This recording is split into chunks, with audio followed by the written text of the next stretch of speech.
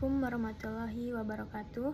Perkenalkan, saya Naila Azifa Putri dengan NIM 25022027. Di sini saya akan menjelaskan tentang kerangka kerja pembelajaran mendalam atau deep learning dalam konteks pendidikan.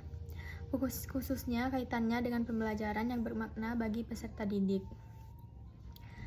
Pembelajaran mendalam merupakan pendekatan pembelajaran yang tidak hanya berfokus pada kemampuan anak untuk mengingat informasi, tetapi bagaimana anak mampu memahami, menerapkan, mengembangkan kreativitas, berpikir kritis, serta merefleksikan pengalaman belajarnya.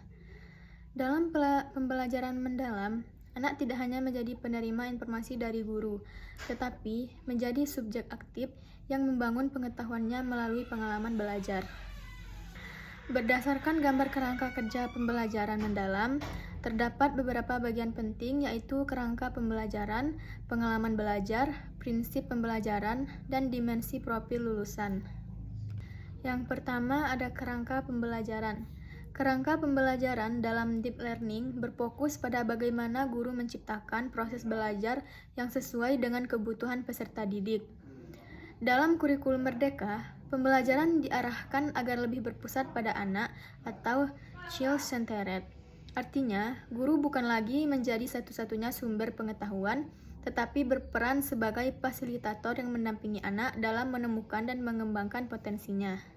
Guru perlu menciptakan lingkungan belajar yang aman, menyenangkan, dan memberikan kesempatan kepada anak untuk bereksplorasi. Contohnya, dalam pendidikan anak usia dini, guru tidak hanya menjelaskan tentang tanaman, tetapi mengajak anak mengamati tanaman secara langsung, menanam, merawat, dan menceritakan pengalaman mereka. Dengan begitu, anak memperoleh pengalaman nyata. Yang kedua ada pengalaman belajar. Dalam pembelajaran mendalam terdapat 3 pengalaman belajar utama, yaitu yang pertama memahami. Memahami berarti anak mampu mengenal dan mengerti konsep yang dipelajari. Pada tahap ini, anak tidak hanya menghafal, tetapi mampu menghubungkan pembelajaran dengan kehidupan sehari-hari. Contohnya, ketika anak belajar tentang lingkungan, anak tidak hanya mengetahui nama-nama benda, tetapi memahami pentingnya menjaga kebersihan lingkungan. Yang kedua, mengaplikasikan.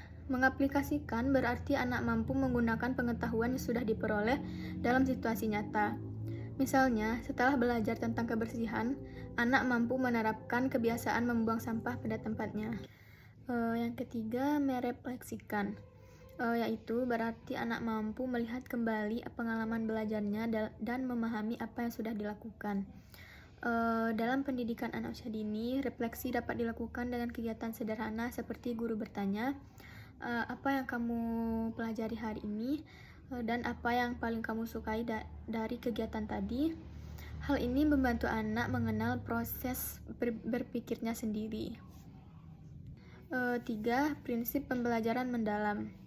Pembelajaran mendalam memiliki 3 prinsip utama, yaitu yang pertama berkesadaran atau mindful. Berkesadaran berarti pembelajaran dilakukan dengan perhatian penuh dan melibatkan anak secara aktif. Anak memahami apa yang sedang dipelajari dan mengapa hal tersebut penting. Guru perlu memahami kondisi anak sehingga pembelajaran tidak hanya mengejar hasil tetapi memperhatikan proses perkembangan anak. Yang kedua, bermakna atau meaningful. Pembelajaran bermakna adalah pembelajaran yang memiliki hubungan dengan kehidupan anak. Anak akan lebih mudah memahami sesuatu ketika pembelajaran dekat dengan pengalaman mereka. Contohnya, kegiatan memasak sederhana dapat mengajarkan konsep matematika seperti menghitung bahan, konsep sains melalui perubahan makanan, serta kemampuan sosial melalui kerjasama. Yang ketiga, menggembirakan atau joyful. Pembelajaran harus menciptakan suasana yang menyenangkan. Pada anak usia dini, bermain merupakan cara utama anak belajar. Oleh karena itu, kegiatan pembelajaran harus dibuat menarik melalui permainan, cerita, eksperimen, dan kegiatan kreatif. Pembelajaran yang menyenangkan membuat anak lebih termotivasi dan aktif mengikuti kegiatan. 4. Dimensi profil lulusan. Pembelajaran mendalam juga bertujuan mengembangkan berbagai dimensi kemampuan peserta didik. Beberapa dimensi tersebut yaitu, yang pertama, keimanan dan ketakwaan kepada Tuhan Yang Maha Esa. Anak dibimbing memiliki nilai moral, sikap baik, dan rasa syukur. Yang kedua, keluargaan. Anak belajar menjadi individu yang peduli terhadap lingkungan dan orang lain. Ketiga, penalaran kritis. Anak mampu bertanya, mencari tahu, dan memecahkan masalah sederhana. Yang keempat, kreativitas.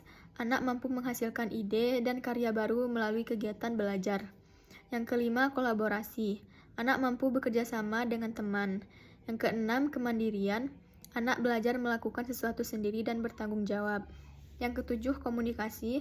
Anak mampu menyampaikan ide, perasaan, dan pendapat. Yang kedelapan, kesehatan. Anak memahami pentingnya menjaga kesehatan diri. 5. Implementasi deep learning dalam pendidikan anak usia dini. Penerapan pembelajaran mendalam dapat dilakukan melalui berbagai kegiatan. Misalnya, kegiatan proyek membuat taman kecil.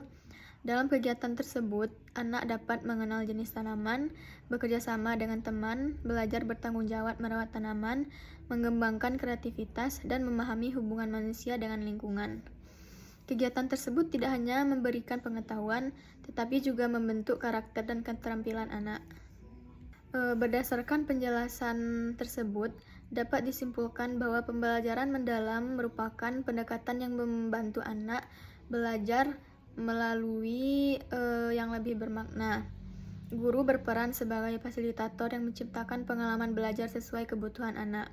Melalui prinsip berkesadaran, bermakna, dan menggembirakan, anak dapat berkembang secara menyeluruh baik dari aspek pengetahuan, keterampilan, maupun karakter.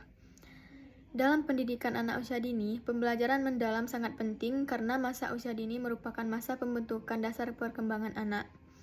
Oleh karena itu, pembelajaran harus memberikan pengalaman yang aktif, menyenangkan, dan sesuai dengan dunia anak. Sekian presentasi dari saya. Mohon maaf apabila ada salah kalimat dan kata. Terima kasih. Wassalamualaikum warahmatullahi wabarakatuh.